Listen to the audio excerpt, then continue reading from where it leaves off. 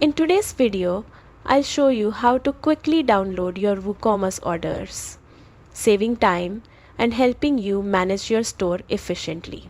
First, log into your WordPress dashboard and go to WooCommerce in the sidebar.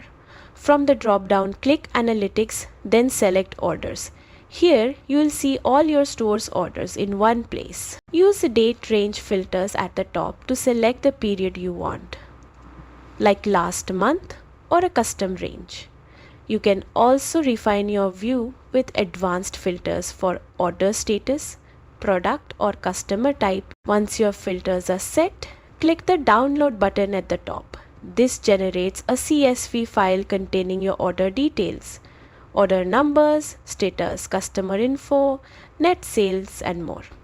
You can open this file in Excel or Google Sheets to analyze, sort and manage your sales data however you like. And that's it. With just a few steps, you can download and access your WooCommerce orders quickly, keeping your business organized and informed.